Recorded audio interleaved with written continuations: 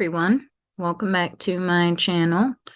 Hope you're all doing well on this lovely Tuesday.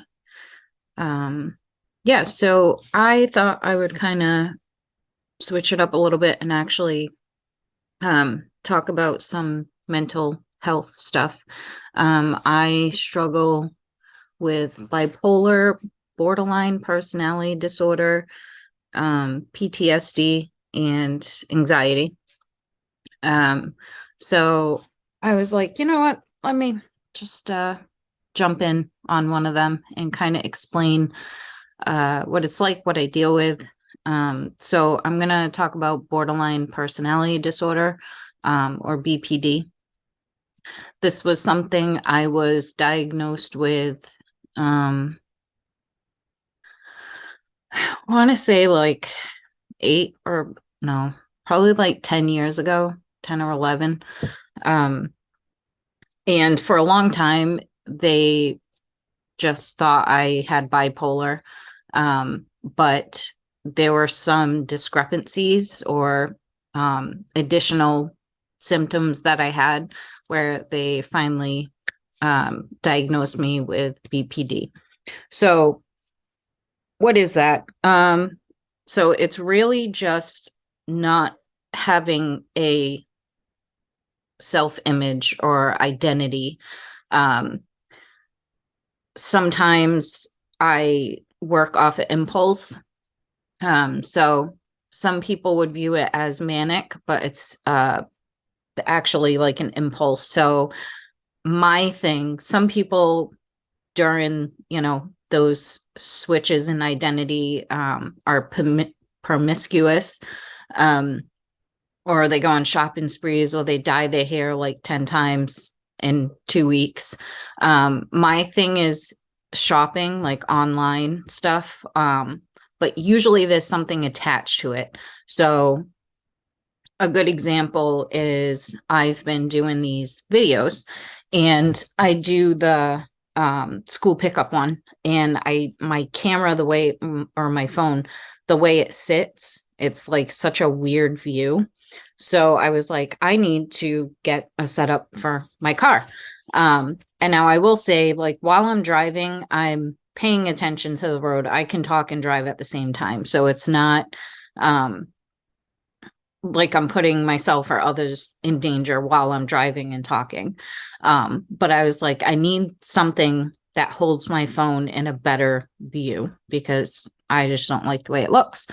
So I spent a few days shopping around, then I, bought one or whatever. And now that I have it, I'm like, ugh, I don't really like this. Should I have spent that much on this type of thing? So my impulses are buying things that I don't necessarily need, but I want. Another one is like coffee cups, tumblers. I have so many because when I'm feeling down, or things are just not right, I tend to purchase things, and those are usually the things that I purchase. So that's the impulse side of me.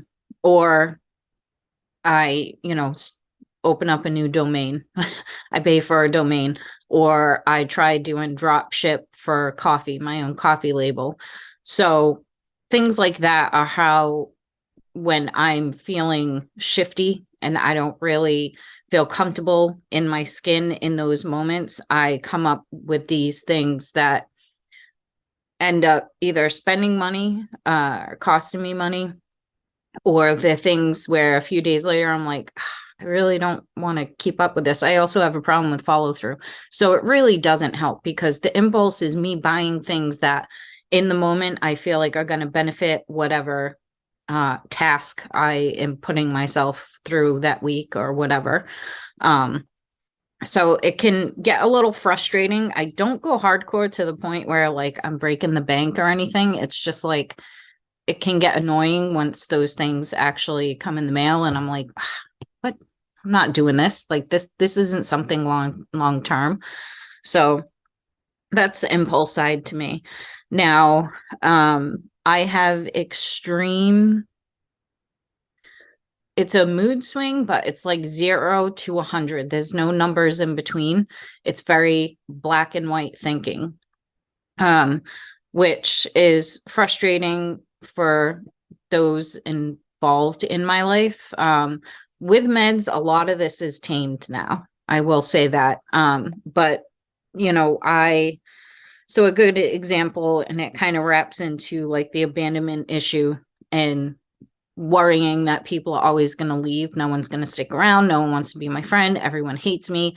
It's very black and white. There's no gray area sometimes. So it's like the 0 to 100 though is really intense, because I can go from absolutely loving someone and everything is perfect and everything in life is great in that moment, and then one small thing that they do, instantly it's like, I hate that person.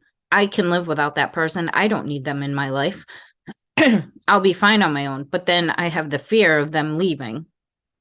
So it's like this crazy tornado of intense emotions. I, have been in a relationship for 8 years. There are still days where I'm like, yeah, he's probably going to go. Like this is run its course. Like he's going to find someone else. When he started a new job, instantly my brain goes to, who's he going to work with? Who's he going to talk to every day? And now that I'm on meds, it tapers away quicker. It's just like, okay, stop.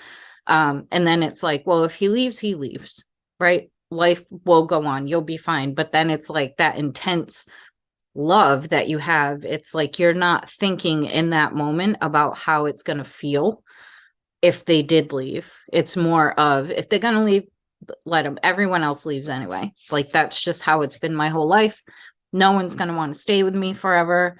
It's very overwhelming to have such a mixture of thoughts and emotions. And, people will say, oh, well, okay, so you're worried someone will leave. Like that's normal. People think that way. It's not though. It's such an intense feeling that I cannot shake it off.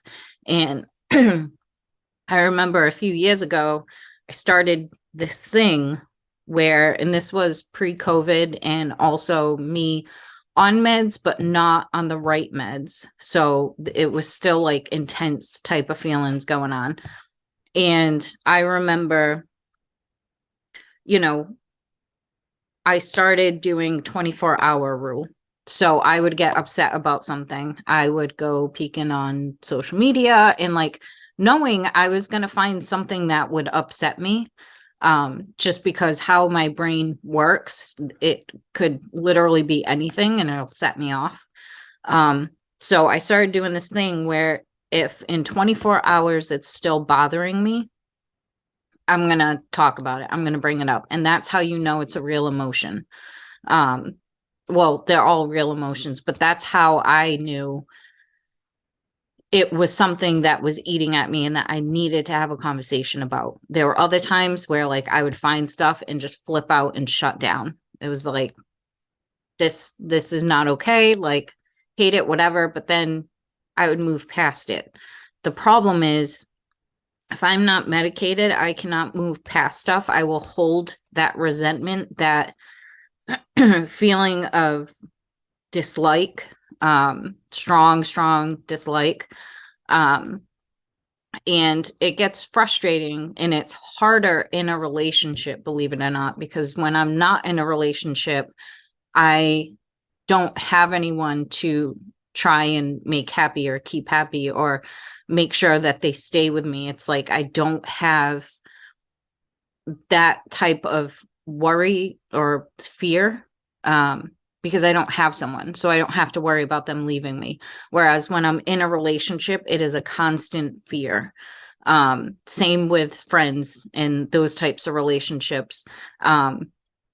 If people don't talk to me, everyone has a life going on, that type of thing. But if people don't talk to me or stay in communication with me and I'm the one always reaching out, right away, I'm like, they just don't want to be my friend anymore. Everything was fake. Nothing mattered. And I recently kind of have been dealing with that. I feel like, there are people in my life that I hold so close to my heart, considering all the things that we've been through, and the ups and downs, the good, the bad, all the memories made. And then it's like, I'm the only one that reaches out. And so then my mind's like, well, it's, if they don't reach out to you or they don't want to keep in contact with you, then they don't care about you. And I don't think that's 100% true, but it really feels like it.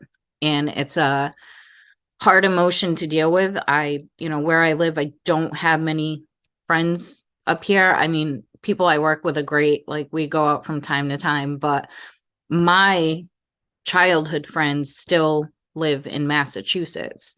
And I'm in Rhode Island. No, it's not a long ride. It's just, we all have lives. Some of my friends have kids. I have kids. And so it's hard to like link up as an adult with kids, they're in sports and doing this and doing that. So with those relationships, I understand it because I know the reason behind it, and they still keep in touch. Like, we still talk through text a few times a week, if not more than that. But it's when, it's the people that don't reach out, and even like through social media, like send in like funny things to each other, they never respond, they never send them back. And it's like, I'm not pathetic, I'm not going to beg people to be my friend, but at the same time it hurts. So that's just a small glimpse of like the 0 to 100, the worrying people are going to leave me, worrying that I'm just not good enough to be loved, or for someone to just want to spend forever with me. It's constant things that go through my head. But I've learned how to not always react, but it doesn't mean that it doesn't affect me, because it just kind of lives in my head, and, it'll pop its ugly head out and be like, well, that's why you shouldn't have got close to people. That's why you shouldn't have let them in and told them things that you were going to take to your grave. That's why you shouldn't have did it. And it's a shitty feeling, honestly. And some days it's like, I'm fine, I don't need them. Or some days, as far as self-image, I can think, or I will like myself, and I will be understanding of my flaws, and just think like, this is me, this is who I am, love it or leave it, whatever. But then there are other days where I am like, I need to work out like 10 hours a day, I need to eat better, I need to do all these things, which are healthy things, they're not bad, but it's not coming from the being healthy, it's coming from me just completely hating from head to toe. Even like personality wise, some days I feel like I'm a good time. I'm funny, I can make people laugh, I'm enjoyable to be around. But then there are other days where I'm like, I'm none of those things. So it's a day-to-day battle. Meds truly help a lot. This is probably the best cocktail of meds that I've ever been on. I feel pretty content most of the time, but when things happen, I still have reaction to it, and it's still intense. I don't want to say I can shove it down, because one of my meds makes me feel everything, and it is fucking horrible sometimes. And that's what makes it tough, is I feel these things so intense, where before my coping mechanism was to shut everyone out and just completely shut down, and not have feelings, not have emotion. And I miss that in a sense, which is warped to say. But I miss not caring as much, or not showing that I care, because if they think you don't care, they can't hurt you. So even if it does hurt, they don't know. But I shift, and it's frustrating. And then, long time ago, when I wasn't on meds, self-harm was an issue. It was never to go bye-bye forever. It was more, I can control that pain. So when I was going through things and they were just so intense and there was nothing I could do to make it better, like this is me unmedicated. There was nothing that could fix the pain and the fear and the black and white thinking, the 0 to 100 type of mentality. There was nothing that could fix it. I didn't know how to. And life moves on, whether someone hurts your feelings or not, like life moves on. So the self-harm was more for me to be able to control a physical pain, because I couldn't handle emotional pain. I didn't know how to rationalize and kind of keep track of my thoughts and weed them out, which ones were realistic. I can make up a whole scenario in my head to a T. The littlest things will be in these scenarios where it's like happening. It's almost like it's real, because I am so tuned in on it and what I'm going to say, what they're going to say, if they're going to leave, how I'm going to feel. Like it's this whole episode that goes on in my head. And unmedicated me, that was like the worst part of everything. It was just playing out every scenario, every bad possible way things could go. And there was no getting out of it. And so I was always very down. Very little could kind of get me out of it. And then, going through big life changes. I'm not good with change, especially when it involves people leaving and my world kind of gets shook a bit. And in that moment, you can't think of eventually it's going to be better, because in my head, it's never going to be better. It's never going to be the same. You can't go back in time and fix things or, whatever. And now, excuse me. Now I know, looking back on it, and, I can remember those feelings so vividly, of what I was going through. And in those moments, it was such emptiness and hopelessness. And then I started on medication and they did help. But they had me on really high doses of medication, because at the time they were just so focused on the bipolar, but my symptoms were beyond that. And they just were kind of like, well, this is as good as it gets. Just take these. I was on such high doses. I used to shake. Literally, I had tremors nonstop. So it was horrible. And luckily, I'm not on any of those meds anymore. I have a new set and a new psych doctor who just really knows her shit. She's pretty freaking awesome. So that's in a nutshell what it kind of feels like. I worry that people are mad at me, that they're going to leave. It's just really exhausting to be in my head. Most of the time. And that's also why when I was little, I started writing, because I'm a daydreamer, and good and bad daydreams. But they're so real that I lose sight of in the moment. In the real life, I can totally zone out and go to another dimension. And that's why I started writing, because I found if I write stuff down, it gets it out of my head. It's not so heavy. And so even though a lot of what I write is stories and it's me detaching from the real world and creating a world that I can control, which I really like that. I've done it since I was 9 years old. My first story was I don't know if it was 300 pages long, front and back, handwritten.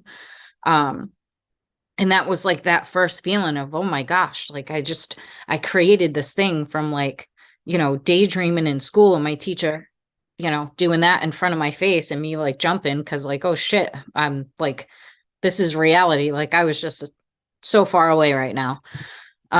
So that's why I love writing, and it's something I've always done, even though no one has ever read any of my stories. No one ever will read any of my stories because they're mine. I don't want anyone to critique them. I just want to write how I write. And if it doesn't make sense in the story and like how I write it, it doesn't matter because no one's ever going to see it and it's mine. So that's how it'll always be. I used to write a lot of poetry, but it was dark, some dark shit. I found a notebook. I think it was like last year when I was going through some stuff and just reading it, it was like kind of heartbreaking because like remembering when I wrote it and what was going on and just that person at that time who I was it was a very sad me, you know what I mean? And it was like you could tell from the writing that I was not medicated and everything was just negative. I hated myself. I hated the people around me. I wanted to run away. I wanted to not be here anymore. Like it was just the writing in itself. It was good writing. It was, a beautiful piece, but nothing that I would ever put out there because it just, not that it's embarrassing. It's just that it's the past. You know what I mean? Like it's not something I need to focus on. I'm in a healthy relationship. I have a roof over my head, food, my kids are healthy and happy. So it's like everything now is good. But it doesn't mean I don't have those moments. I still have moments throughout the day, every day of if he leaves, if my kids get sick, what if I'm going down the stairs? The intrusive thoughts are fucking intense. Every time I'm going down the stairs, I think, what if I fall? What if I trip down the stairs and I land on my face? I break my leg. But they're so real that it scares me. You know what I mean? Or like if I'm driving, I think, what if that car pulls out right now? Do I have time to stop? What if I don't stop? What if I choose not to stop? It's just like this never ending thing of always thinking negative and like what ifs. What if this happens? What if that happens? What, if if the store I'm in blows up, if someone comes in with a gun, like just nonstop, it's from second to second, there's always something going on up there.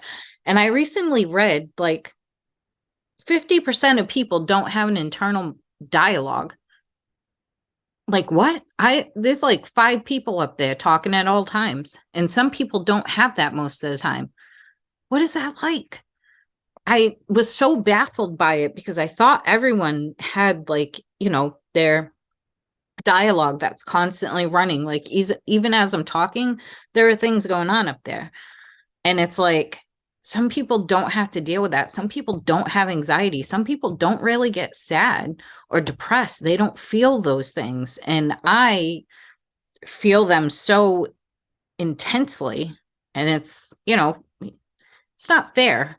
Life isn't fair. It sucks sometimes, but it is wild to me that there are people that don't struggle with anything that I struggle. They just go through their day to day. They're not anxious. They'll talk to whoever. It's amazing to me. It's freaking wild. So yeah, so that's kind of who I am today. I decided I wanted to share this and kind of put my story a little bit out there. Being bipolar on top of it doesn't help anything. But with the right medication, it is possible to function, to be okay. I'll never be perfect, and I don't even know if that's a thing. So, or normal, what's normal look like? But this is me, and I have mostly on most days accepted who I am, and that this will always be a battle for me. This is not something that's ever going to go away. But as long as I'm honest with myself and I'm honest with my doctors and, keep taking my meds and let them know if things change. That's all I can do. That's what I have to do. That's my responsibility to myself and to my family, to make sure that I take care of that stuff. I have to stay on it. And last year, my other psych doctor retired, and I had meds for a while. So I skipped the appointment with the new psych doctor, which I do not recommend, because then I ran out of medication and I couldn't see that new lady quick enough. I was too nervous to make the appointment because I skipped our last appointment. And I accidentally detoxed off of my medication. This was the absolute worst I've ever felt in my entire life. It felt like the back of my head was gonna blow off. And this went on for like a week, like these intense symptoms. And I was like, dude, this shit is really like wired into my brain. Like, I had never experienced anything like that. Worse than any hangover, worse than any cold or flu. Like, it was just the most intense brain clusterfuck. It was horrible. And then, so naturally, all these thoughts and feelings are starting to come out. And I had them at bay for so long because I was on meds. So finally, I got to see her and I was like, listen, I accidentally detoxed off of everything. I feel horrible. I need help. And luckily she was like, all right, I'm calling everything in. And, we started trialing other meds too until we got to the cocktail I'm on now. And I'm super thankful for that, but I will also never again go without medication, because it was horrible. And it really proved to me how effective these meds are, because my entire brain, my entire head was like, it felt like it was hemorrhaging. It was the worst pain I've ever felt. And so that's my story. And I highly recommend if you are on medication to stay on it. And if you are not on medication, you're struggling, talk to your doctors about it. There's no shame in having a mental illness or multiple. It's, your quality of life depends on you being honest with yourself and getting the help that you need. It's not easy.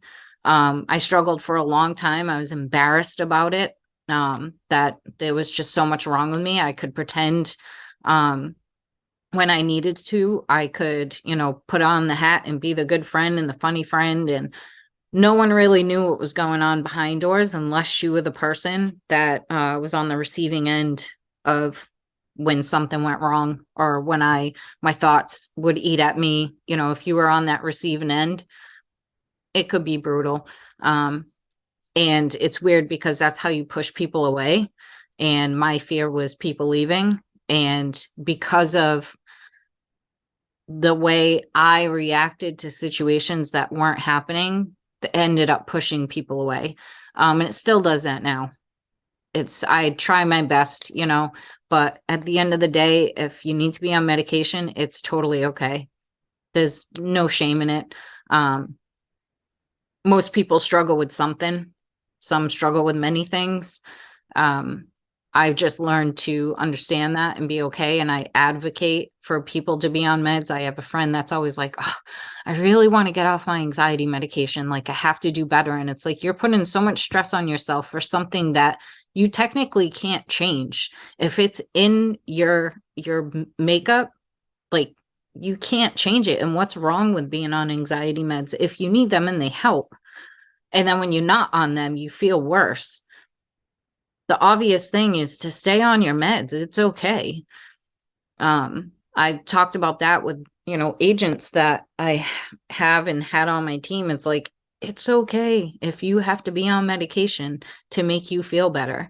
Yeah, I don't know. So I'll be on them for life. And I think that's okay, because I know it makes me a better girlfriend, mother, friend. And it makes me not hate myself as much.